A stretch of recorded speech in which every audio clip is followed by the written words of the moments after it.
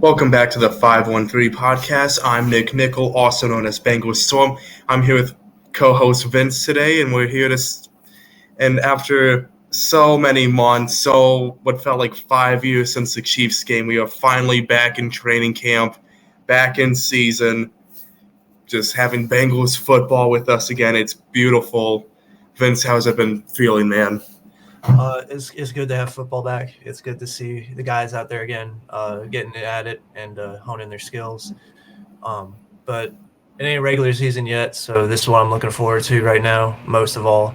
But yeah, man, training camp's here and football is closer than we think. It's gonna be exciting. Yeah, man, 2 weeks until we play Green Bay, and then like 40 days till we go to Cleveland and start off 1-0. But today we're just speaking about the 4 practices that's happened so far, the first weeks in the books. And I think the first thing we got to talk about is the whole Joe Burrow ordeal. Burrow suffering a calf strain. The internet saying some think it's like just a grade 1, 7 to 10 days. He'll be back in 2 weeks. Others think there's a chance he might even play week 1, which is stupid. But what do you think about this whole thing? Well, one thing I can tell you, when I found out about the injury and what happened, I just finished my shift at work.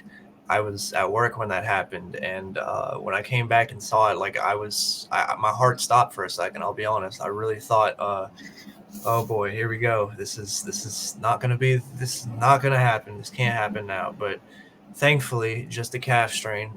Really, what I was scared of was because of how it was non-contact. Nobody was around him. It was just the way he stepped on it, I guess. And it could have been a lot worse. So I'm thankful. It's only the calf strain. As far as how long he'll be out for, knowing Burrow, he probably won't miss week 1. But if he did, I definitely don't expect him to miss week 2. I think that would be outrageous for him to miss week 2 because, look, after undergoing construction, like reconstruction of his entire knee, like ACL, MCL, and just all the things he's had to battle through and always dealing with shit in every training camp, there's no way he misses week 1 or 2. Maybe week 1 at most if the strain is that bad and you don't want to risk it. And I understand that because you don't want to see your franchise quarterback and potentially future Hall of Famer and potentially Super Bowl winning quarterback go out there on the first play and then it's not good and then he injures it even more. That would be the worst case scenario. But after the shit he's been through and everything he's had to overcome in his career, I highly doubt Joe Burrow is going to miss week 1. So we should be fine in that regard. The only thing I'm worried about is what his level of play will be in the beginning of weeks. Will he need a few weeks to get warmed up again like last year? Will he need to put it together in order to get it going again, or will he just come out the gate firing? And that's something I'm questioning on. Nick, what do you think of that?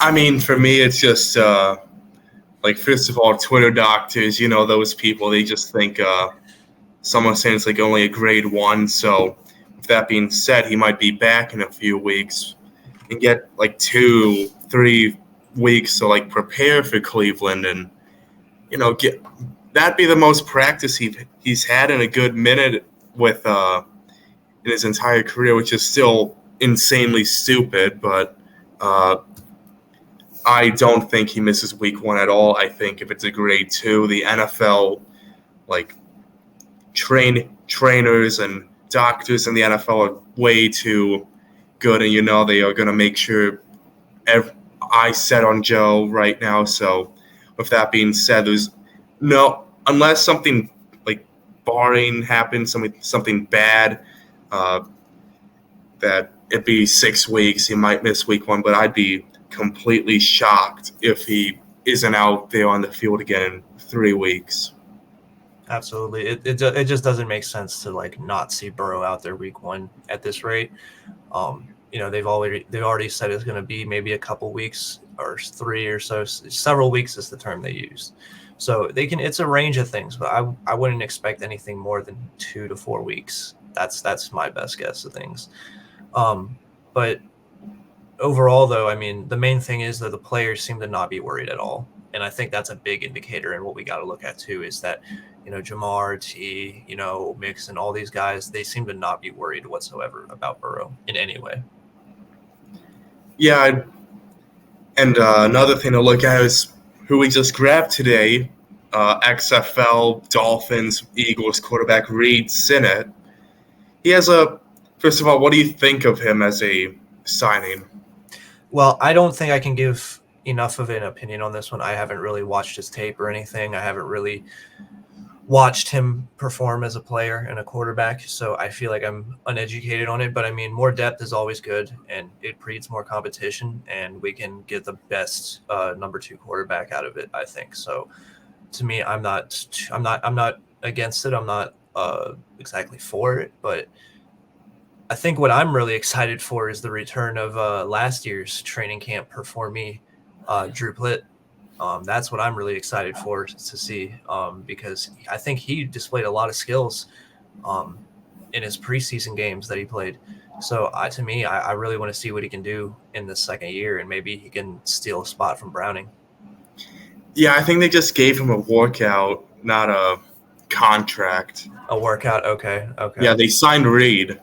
They just signed him. So okay, but they didn't get Plitt in there. They didn't get Plitt. Yeah, that's unfortunate, man. That's unfortunate. But Reid, he has from what I've seen, first of all, the Bengals fans should know the only preseason game Joe Burrow played, the opposing QB was Reid Sinnett, and he was cooking us all day long. Converted a 4th and 15 to some guy named Christian Myrick, who also signed with Cincinnati back then. Cooking us. Now he's in Cincinnati. He's going to cook for us now. No way he's going to play in the regular season, but by God, it's going to cook some preseason teams. But it's going to make for some good early entertainment, definitely. But I think the main thing to look at is that we did not get a Carson Wentz. We did not get Nick Foles or Matt Ryan or any sort of starting caliber QB because we don't think Joe will be out that we need one. We just got a camp body, a guy that could make the practice squad competing with Jake and Trevor. But there's no way they looked at Reid and said, "Yeah, that could be a week 1 quarterback right there." I tell you what, there's no way. I just don't see it like that. If they got Bridgewater or Carson Wentz or Cam Newton, then yeah, it'd make a bit more sense in thinking, oh my God, Joe Burrow's going to be out for so long. But yeah, I think with everything the way it's going, it's just going to be a few weeks at most. Absolutely. I 100% agree with you. But I think moving on from the quarterback situation, I think we should look at some other guys and how the matchups are going. I really want to put an eye on the cornerbacks. What do you think about the cornerbacks and how they're performing? Because it seems like there's a lot of ups and downs with it, but it seems there's a lot of good and coming from the competition between these guys in the wide receiver group. And I think that's big when you look at guys like DJ Ivey and DJ Turner, who were drafted this year and seem to be surprising some guys this training camp. Yeah, I mean, even besides the DJs, it's like Sidney Jones. He's been on the rise for the Bengals this offseason. Alan George, he's been locks again. 2 straight off seasons for him, just cooking wide receivers. And then Cam Taylor-Britt has what looks like he's poised for a breakout year. He just had a pick 6 in today's practice, and he's learning so much from facing one of the NFL's best, because usually that's Cheeto's job, and even then he'd face T. But moving to DJ Turner, he's been probably one of the best people in training camp. He's been one of the best people to look at, walking highlight reel right now. But and today he got his first set of first team reps. So it looks like he wants to go past Sidney Jones on the depth chart. Yeah, no, I mean it's crazy looking at DJ Turner's rise right now. I think with the way he's progressing and how he's performing in camp, it's got to translate to some games. So we're going to definitely, I think, see a lot of DJ Turner in preseason. You know, I don't think they're going to go to the level they did with Osai. You know, because they had to have learned their lesson with that, right? You know, Osai played too many snaps and then he missed the rest of the year, and that was not good. So I think they're going to probably limit it to 1 quarter, maybe a quarter and a half of DJ Turner playing. That's what I'm hoping for anyway. At least I'm not sure if that's what they're going to go for, but you know, if he keeps performing like that in the games, it wouldn't surprise me one bit if they say right away, like, hey, you're cornerback 3, you're going to be right where Sidney Jones is going to be. You know, you've earned it. You've played lights out. I'm not going to be surprised at all if they do that. So, I mean, DJ Turner is a pleasant surprise right now, and he's looking to be perhaps maybe the best pick of the draft so far early on. You know, it's too early to tell, of course, but so far going on as Miles Murphy is still learning to get going, it does seem like DJ Turner is just performing the best out of everybody in this training camp right now, and it's pleasant to see. No complaints at all from me. If a player's going to do good, more power to us. But I really do hope to see more Allen George though on the field, because I do think Allen George has a lot of potential. But right now the spotlight's on DJ Turner, and he's making the most of it. Yeah, and adding on to that, an idea I saw from someone was that, like, hey, why don't we, like, Mike Hilton, obviously he's great at blitzing, he's great at what he's good at, but obviously speed and overall coverage ability isn't his strength. So someone said, oh, third down passing situations, Cheeto, Cam, DJ, because scouts said, oh, he can go inside and out. He's a do-it-all cornerback. So why not just, like, kind of be like Dax Hill's thing, where he's only in for specific situations and whatnot. But I think it's a good way to get DJ on the field. It's a good way to give, you know, your main people some rest, and it's a good way to make Mike Hilton not be able to, like, force him to use his weaknesses, more his strengths. Absolutely. I mean, it's definitely an idea that I think can work. But I do think that needs a little bit more chemistry, and that's going to have to something. Oh, I can't talk. Sorry. I think that's going to have to be something that comes in later in the year, rather than sooner, because that is going to be something that just takes chemistry and time. And I do think in a situation like that, you're going to want to play more man on man and stuff, because I think even then, you probably do want Mike Hilton in there blitzing the quarterback. But also, again, too, I don't think Mike Hilton's that bad in coverage at all. I think his worst performance last year was the championship game versus the Chiefs. Eli Apple and Cam Taylor-Britt seemed to do their jobs just fine, but Mike Hilton was letting a lot of passes get through, and he was honestly getting kind of cooked by Mahomes there a bit. But besides that, I mean, Mike Hilton's been really solid, and honestly, I think he's the best he's ever been with his coverage. Like, I think he's the best he's ever been skilled. I'm not, like, dissing on him. We're not dissing on him. No, it's just I'm just saying, like, Andy Reid, he knew what to do. Oh, let's put our tallest guy, who's also our fastest guy, the outside guy, MVS. Let's put him in the slot. Let's see what happened. Instead of putting your average 5'5" white boy in the slot, and he'll why isn't he cooking Mike Hilton? I mean, yeah, I know, but I mean, it's just Mike Hilton. I think, you know, the Steelers used him mainly for blitzing, and he never really got to work on his coverage. But I mean, I think since coming to Cincinnati, he's the best all around he's ever been skill wise. I think he's in his prime and the best player he can be right now, Mike Hilton. But I do. That is true, though. It is still the weakest part of his game. And it showed when he's focused heavily, like Andy Reid did in the championship game. He can get exposed and stuff. So if DJ Turner keeps this up, I mean, he can definitely become a viable piece in the future. And, you know, I really wouldn't be surprised if Mike Hilton gets let go. Not like released, but, you know, after his contract's up, they let him walk. But moving on to the other main position battle is right tackle, Jonah versus Jackson, and La'el Collins just waiting in the wings until he gets cleared. But I've heard a lot of split stuff. When you look at, like, highlight tapes, I don't know who started today, but the first day went to Jonah. The second and third went to Jackson, and I don't know who got it today. So I'm assuming Jonah got it, but yeah, I don't know. So it's obviously a whole 50-50 battle right now. They don't care about if Jonah's getting paid more money. They want the best player on the field. And that's what I was most scared of, because like the whole Trey Waynes incident where they just decided to put him in over Eli Apple at the time, and Trey just got absolutely cooked against the Broncos and then benched. So and I think he got injured again. Oh yeah. Yeah, so what do you think of Jonah? What do you think of Jonah versus Jackson right now? I mean, competition breeds the best players, and I think that's the best thing we can have for the team right now is the competition between those two. But what's really going to be interesting, I think, is when La'el Collins gets back. I think we got to see how Collins looks in practice once he's back and he's performing again. And it wouldn't be surprising at all to me if he just took over that spot right away, because I do think Collins was building a lot of chemistry with the team as he was playing last year. And he started to look really good throughout the season after some weeks. Like the first 2 weeks, a lot of people judged him based off that alone. And, he was dogged on a lot for it. But if you looked at him after that point, and like continuing on, like he actually performed pretty decently for the team. And he was a solid tackle.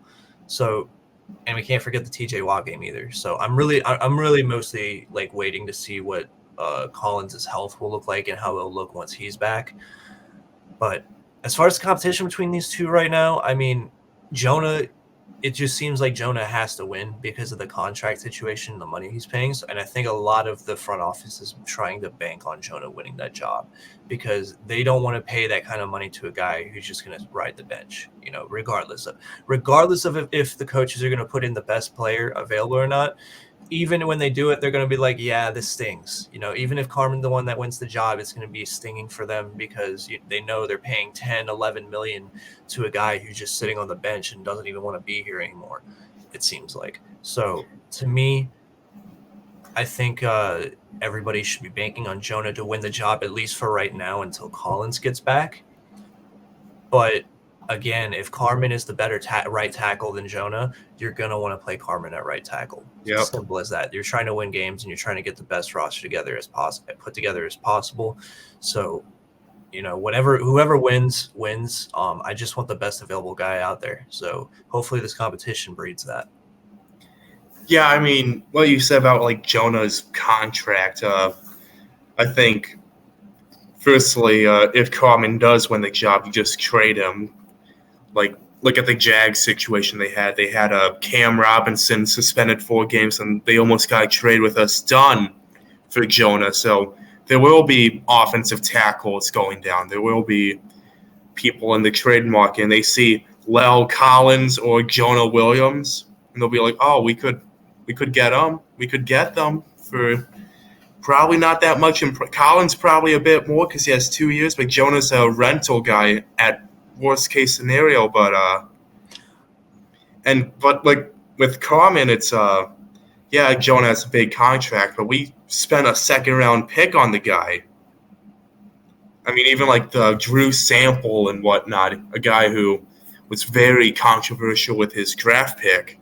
They gave him a 4-year start, and when CJ Uzomah got injured, they didn't grab some guy, they didn't trade for him. They just said Drew Sample have the keys. If you don't do good, it'll just be a blocking tight end, which that's mainly what happened. But I do think Carmen's going to win it from clips I've seen.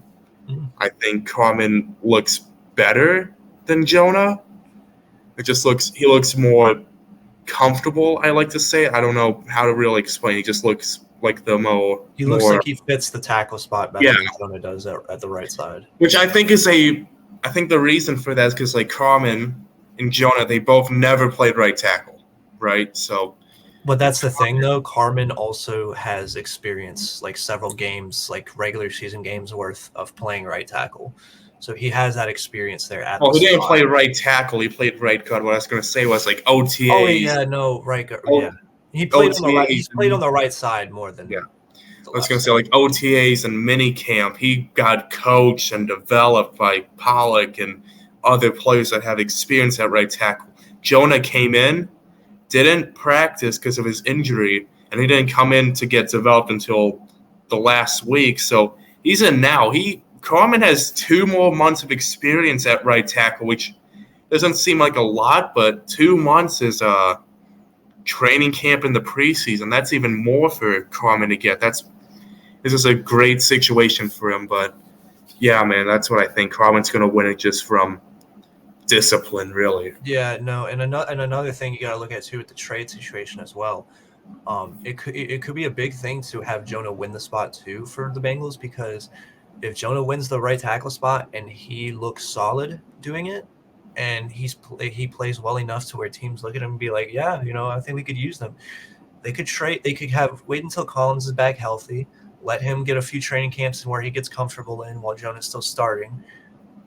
And then, before the trade deadline, when Collins is healthy and ready to start again, I think you can trade Jonah then. And then you get that 10, 11 million off the books, and then you put Collins back in, who's supposed to be an upgrade from Jonah. I think that could be best case scenario, and you might get a free pick out of it. I'm fine trading Jonah away for a 5th round pick, to be honest with you. That's where I stand right now. Yeah, I mean, it's just a rental guy, really. If a team says, oh, we'll give him a contract, saying, then you give us more stuff, because if he went to the open market and some team threw him like the Titus Howard contract, that's a 3rd-round conditional pick for us. So I'm saying give us at least a 3rd-round pick. Give us a 2nd.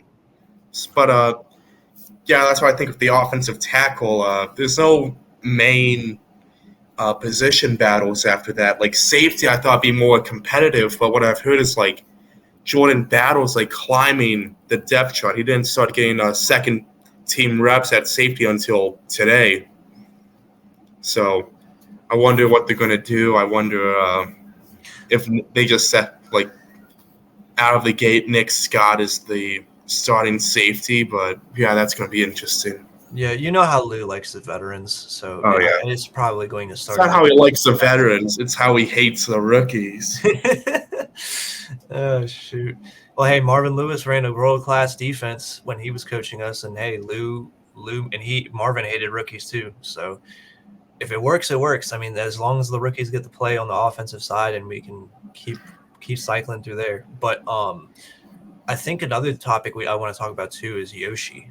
Yoshi seems to be struggling a little bit in camp. Of course, that's expected as he's a late-round pick. But, I want to hear your thoughts on that, with Yoshi and just how he's been doing in camp, compared to other guys, along with Charlie Jones too. I want to know, what do you think of those guys so far? Yeah, I heard Andre on the first day had a couple drops. He didn't look that great, but the 3rd day he was like balling out. He had like 2 deep touchdowns from Trevor Siemian. Looked like he just really found a pace of what to do, and he just seemed more, I bet you it was like stress and whatnot, because he knows he could be cut as a 6th-round pick from how stacked the receiving room is. But yeah, I mean, I think Andre, I'm not worried about that first day. I just think I think overall he'll just, by the preseason, he'll be fine. I think he'll be the breakout player and have those Auden Tate-like catches, I like to call them. Yeah, no, I mean, it definitely would be nice to see Yoshi come through on the depth chart, and we can always use more weapons for Joe in the offense. There's never going to be enough, so I don't know exactly how the depth chart will work with that. There's so many options for the Bengals to go with at this point, and it's just they're loaded. They really are loaded with a lot of talent and a lot of potential in these wide receivers, and it's exciting to see. But as far as the running back battle goes too, Joe Mixon, Chase Brown, what's it looking like there, Nick?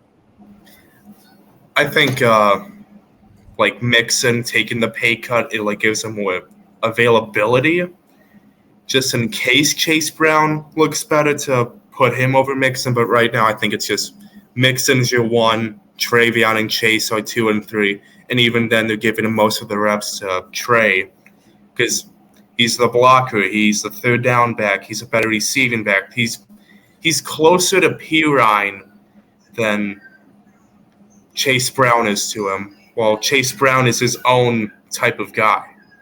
I feel like once Mixon's gone, oh, okay, now you can give the keys to Chase Brown because Chase Brown he's a do-it-all back, really. He's like power, speed. He can do it all. But I think right now they just want to be safe and say we want a guy that can capture the essence of what Pirine did. The dribbling guys on stiff arms, the killing 5 edge rushers on a pass block and blocking T.J. Watt and Micah. No, it wasn't T.J. Watt. It was blocking. He was blocking Micah Parsons. That's right. Oh my god, that was the game that happened. Yeah, he pancaked Micah Parsons. Man, he blocked him really well.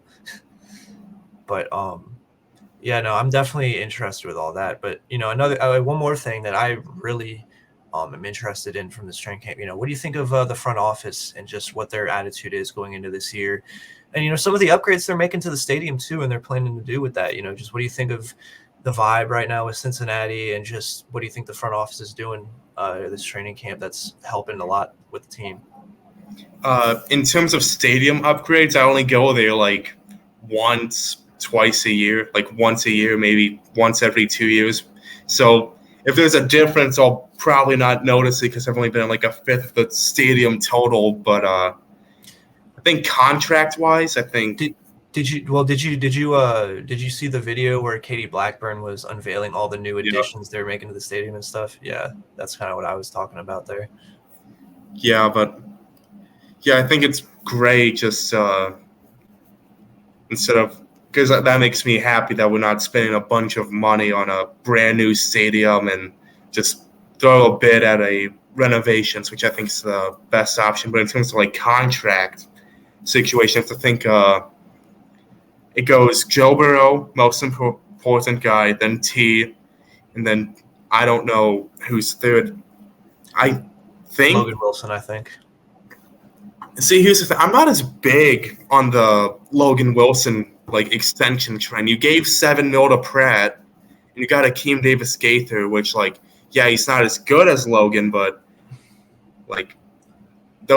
you got decisions to make about contracts. I think for me, it's just I think I'd rather have DJ Reader over Logan Wilson just from my perspective of how much I love DJ.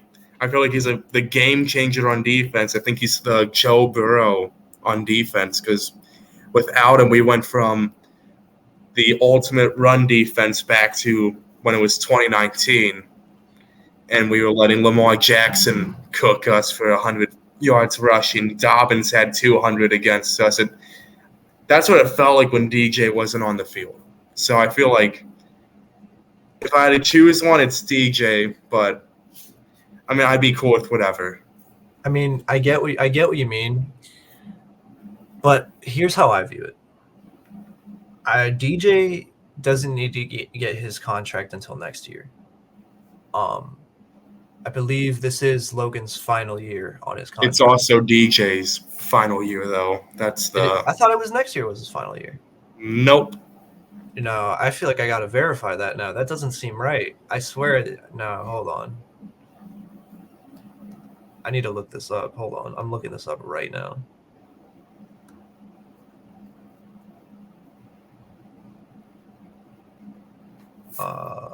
Yeah, I'm like 99% sure 2024 he's a free agent.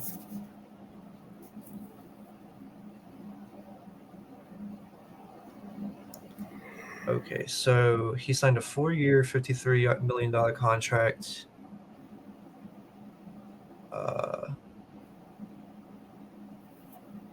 He suited up for 10 games in 2 seasons. I don't even know.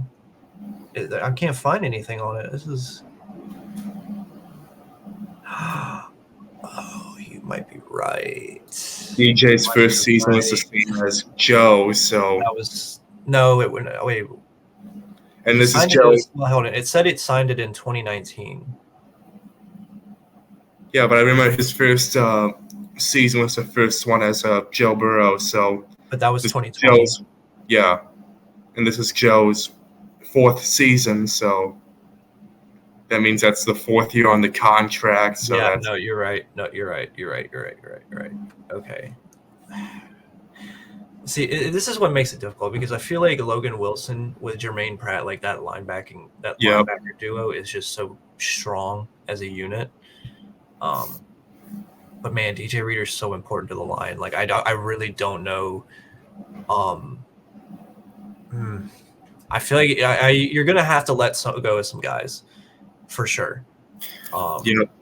I think honestly I'd be more comfortable letting go most of the linebacker depth. I would not like most, but like few key guys that we keep around, like Akeem Davis Gaither. I think I would let go. Davis Gaither, when he plays, he's solid, but he hasn't shown anything that like really blows your mind and says like, oh my God, he could be better than Wilson. He could be better than Pratt. He hasn't really shown that to me, you know. And while I think he can be a solid linebacker, like a good veteran that can like fulfill the pieces that you need if you need it at linebacker, I feel like it's more important to retain Logan. But with DJ Reader in the mix this year, it's really confusing. You know, I feel like you're gonna. If anything, they haven't placed the franchise tag on anyone yet, right? Nope. I'm not gonna lie. If I'm the Bengals, I think I'm gonna have to place the franchise tag on Logan Wilson because the linebacker market is way cheaper than the D tackle market, especially now. Quinnen Williams, Jeffrey Simmons, Aaron Donald, all those guys are getting paid. So yeah, it's DJ, it's like 17 mil. If you tag Logan, it's like 12. Yeah, it's really difficult to say, but I do think it does seem like the franchise tag has to be used here. I think that's the best path going forward with if you want to keep the main guys that you want. But Mike Hilton will probably have to be let go. I think after this is Cheeto's final year too, right? Yep. Yeah, I think you're gonna have to let go of Cheeto after this too. You know, as unfortunate That's what as it sounds. They draft replacements. I feel like you can tell who is here to replace who. Charlie Jones, who's he here for? Tyler Boyd. DJ Turner, who is he here for?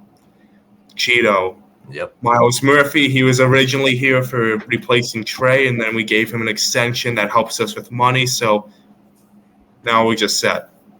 Yeah, I think really, you know, the big guy we got to keep an eye on in this situation is Zach Carter and how he's going to develop. Because Zach Carter's been developing nicely.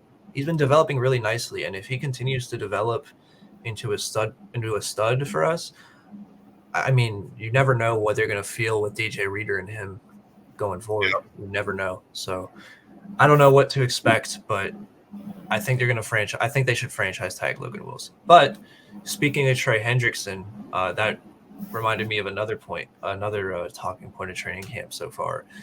Orlando Brown and Trey Hendrickson getting into it. That was really not. I mean, it's a little surprising, but with the amount of trash talk that Trey Hendrickson loves to do, man, I'm not surprised that much. I mean, after seeing Travis Kelce get into some fights, I think it's Orlando Brown got some Chiefs stuff in him still, but I mean, if you saw Trey's neck, it was, Yeah, no, it looked like he got lashed. It was nasty. But if I'm going to be honest with you, I love that. I love this kind of stuff. I think the battles in camp and the ferocity and the adversity that these two guys are going with. I mean, both the guys seem to talk.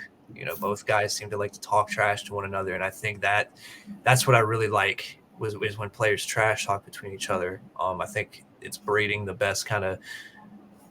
I think it gives each other motivation to like do better. You know, I think both guys want to do best in camp, and when they get the better of one another, you know, it's like, yeah, I showed you up and shit like that. But you know, I think when you bring that to a real game, you know, and when Trey Hendrickson's been putting in the work all this time to try and like beat Orlando Brown, and Orlando Brown's put in the work to block him all the time, you know, it's going to breed the best competition you can get, and it's exciting. I'm really glad that these two are going at it in training camp. You know, that's how I feel on it. Yeah, man, I love the fights. It's just trenches, final. Like the O-line is tired of all the disrespect. The D-line, after ranking so low last year, is just revamped. with Miles and breakout Osai and 20 pounds of muscle. I heard that. I'm not sure about 20 pounds of muscle added to Zach Carter. Everything's revamped.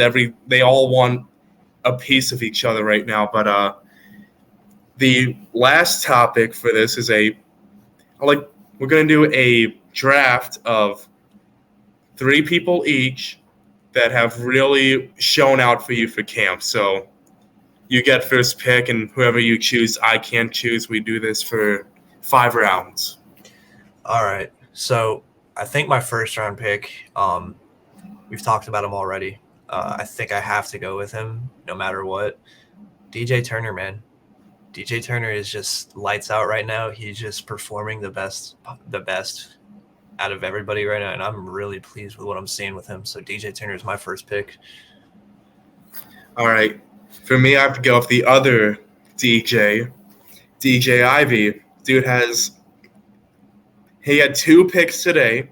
He's been a pass breakup machine, and originally just looked like a 7th round guy. Darren Simmons, special teams, maybe he makes a team. At worst, he makes the practice squad, but he's been lights out since minicamp. So, dude's a ball. I can't wait to see what he does in the preseason. But yeah, man, DJ Ivey for me. Round 2, I think for me, I got to go with Jordan Battle. Jordan Battle seems to be really showing a lot of veteran playmaking ability. Like he's making a lot of reads that most veterans will make, and he just seems to be probably one of the most solid additions to the team that we've had. Just all around a really great safety, it seems. And I do think he'll start at some point in the future. He's really honed in on playing this year, and it seems like this training camp is just helping him hone these skills better, and it's paying off. I'm liking what I'm seeing from Jordan Battle. All right, 2nd round pick, Joe Mixon. Early in the offseason, I would be shocked if I said this. Excuse my language, I was shitting on him badly, really badly. Zim Hude would punch me in the face badly, but he sees him. He's apologizing now. He's apologizing. You got to expose him on here now. You got to get him out here for this. But he looks more comfortable as a receiving back. That's one thing I've noticed. And another thing was just this one clip that got me. Just Orlando Brown blocking to the left, creating a hole, Cordell Volson getting his guy. And I felt like last year Mixon, I don't know, he would just hesitate a bit or something and just not go through the hole and get tackled for 5 yards. He just went right through it and ran for 50 yards. I was pumped. Oh, wow. I was so pumped watching that because I'm like, yeah, this is what we need. That's what we not had in the AFC Championship game last year. That's not what we had in a lot of crucial games, a run where Mixon can really show a defense. I can get you 50 yards. I can get these long touchdown runs that really was his one weakness back then. He got a lot of broken tackles. He got a lot of those 10, 15-yard runs, but he never got those 50 or 75-yard touchdown runs. So Joe Mixon for me. I understand, absolutely. And I think another thing before I make my 3rd round pick here, I think I really want to touch in on Orlando Brown too, and why I want Collins to eventually get the starting spot. It feels like Jonah, with the way he blocks and stuff. It just seems like Joe Mixon couldn't get comfortable on that left side at all.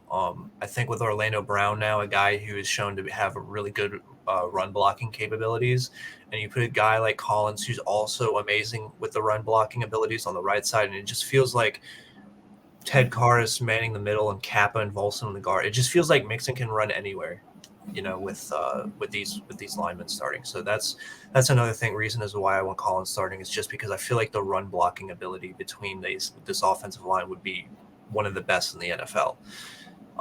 So yeah, I think that's definitely one of the big positives from that. But for my 3rd round pick, though, I'm going to go a little bit of a mainstream pick here, but Ja'Marr Chase. Ja'Marr Chase has just been balling out, it seems, again in camp, as he usually does. He's scored a few deep touchdowns over guys. He made an excellent play over Cam Taylor-Britt, and of course, show good sportsmanship, dapping each other up after the play and stuff. But it definitely seems like Cam Taylor-Britt has his hands full out there right now with Ja'Marr Chase. And that's what my next pick was going to be, Cam Taylor-Britt. Dude, like, compared to last year, Cam was cornerback 4. He was facing Trenton Irwin. He was facing Kwame Lassiter. Now they just said, here's Ja'Marr Chase. Have fun. Mm-hmm. And by God, is he having fun. He's allowed some, big plays, but that's Ja'Marr Chase for you. But today he had a pick 6. He's had a lot of pass breakups. It looks like his biggest weakness last year was he was a great coverage guy. He was just not a great ball guy. He just didn't turn around a lot to get that football back then. But he's been getting picks. He's been getting pass breakups. He feels like he knows where the ball is, and I feel like that's the biggest X factor for his soon-to-be breakout season with him and Cheeto lined up next to each other. Absolutely. My fourth round pick, though, I think I'm gonna surprise. I don't know exactly who to pick at this point. I'm kind of deciding if I should pick this dude in the 4th or 5th round right now. But I think I'm gonna go with Orlando Brown at the 4th round pick. I think Orlando Brown has shown a lot of veteran leadership. He's got that Super Bowl experience, and that's another thing too we got to keep in mind of too on the offensive line is there's a lot of Super Bowl experience there. Ted Karras, Alex Kappa, and now Orlando Brown. You have 3 Super Bowl winning guys there. Now you have up-and-comer in Volson, who's shown to have a lot of potential. And then the right tackle spot, while it's up in the air a bit, you got guys like Jonah who knows the system better than all of them. You got Carmen, who's young and up-and-coming, who can take the reins.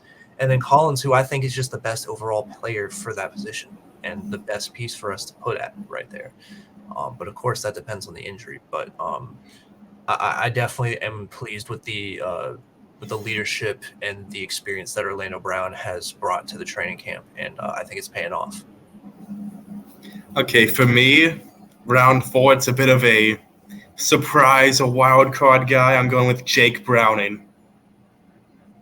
Dude, when Joe went down day 2, everyone was like, oh my God, it's going to be so boring watching the Bengals practice now. But day 3 happened. Jake Browning, he was great. He had that touch on deep balls to Chase, like it was him to John Ross back in Washington. It was something beautiful, man. I mean, I think that day and Trevor Siemian today, not really looking great. Like I said, he threw a pick 6 to Cam. The splitting first team reps day by day. So with that being said, I think Jake Browning really looks like he's taken a step forward in his progress as a quarterback. And I think he will be the backup QB by the time week 1 rolls around. Yeah, no, Jake Browning seems to have shown a lot of progress in the steps that he's taken from the previous years, and he's looking solid for training camp right now. And I would definitely think he would fit the quarterback 2 spot better than Siemian. I do agree with that. For my 5th round pick, though, my final pick, I think this is kind of more of an honorary pick in a way, but I got to do it, man. Chidobe Awuzie, mainly just because he's off the PUP list already coming back from a ACL tear that he suffered on Halloween night against the Browns on Thursday Night Football, I believe. Monday night, that's right. So to me, I think I'm clapping it up. Oh, whoops. I'm clapping it up for Cheeto. I'm clapping it up for Cheeto right now, though. I'm glad to see him back. I'm glad he's back on the field and he's making that progress. And for me, I think that's a really big piece for the season going forward on defense is Cheeto. I really don't want to lose Cheeto going into the playoffs again. So for me, I'm really glad Cheeto's back, and that's why he's my 5th round pick is because of the progress he's made to come back from that ACL injury. All right. My last pick, I could do like a technicality and say DJ Turner again. You understand why. But I'm going with Charlie Jones here because I've heard first of all, he's been doing good at his main job, receiving and catching, but just the return game for him, he's the front runner for kick return and punt return. That's insane out of the gate that you get both spots as a rookie. But I was going to say DJ Turner is a technicality because he's been getting punt return like snaps recently. So, I mean, are we going with like a better Alex Erickson, Trent Taylor type of guy and Charlie Jones, which maybe he's like Pac-Man type. I was going to say if you want truly Pac-Man Jones, you're going with DJ Turner. I mean, for me, I just want the most speed and who has the most explosiveness. Of course, you want a guy who's solid all around, who's going to keep his hands on the ball. But I mean, I think football really is about the explosive plays and just who's going to get the momentum swings in their favor. And I feel like special teams is where a lot of those momentum swings happen, and why it's so important. So I'm saying keep an eye on Chris Evans. Keep an eye on DJ Turner. Keep an eye on these guys with speed and with explosiveness. But for Charlie Jones to right out of the gate be front running like that, I mean, it's impressive. It really is, and I think it shows you the player that he can be. Yeah, I mean, Jones. I mean, I feel bad for Trent Taylor because he's actually like really good at his job, and it's like all for certain he's getting cut and probably not making the practice squad just because of how young and just stacked the receiving room is. But we're gonna have to see if Charlie Jones can backflip. Yeah, that's the thing. Charlie Jones got to practice his backflips this offseason, man. Yeah, but better take it all in from Trent Taylor while he can. But I think that's all I have for today. Is there anything else you want to say?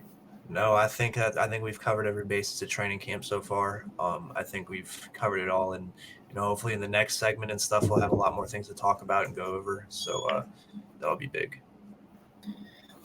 Yeah, but thanks for listening to 513 Podcast. Make sure to subscribe and make sure to follow the socials. The link will be in the description. Hopefully, coming weeks, we see Joe Burrow back. We see some rookies cooking in the preseason, and by week 1, it'll feel like only a few days. So let's just enjoy the moment now. Absolutely. We'll enjoy the moment. Everybody got to enjoy this training camp, while it lasts. We got the build up to week 1. A lot of teams, a lot of potential and everything, and the ultimate goal is the Lombardi, and this got to be the year the Bengals can do it for me. So I'm excited. It's going to be a good season. Everybody's going to be healthy. I know it, putting good energy out there, and it's going to be awesome, man. So again, thank you guys for listening to 513 Podcast. We'll have many more segments, many more interviews coming soon, hopefully sooner than later. But the main thing is, though, we appreciate you guys' support, and make sure you subscribe and like and comment below for more content like this. And we'll see you guys in the future.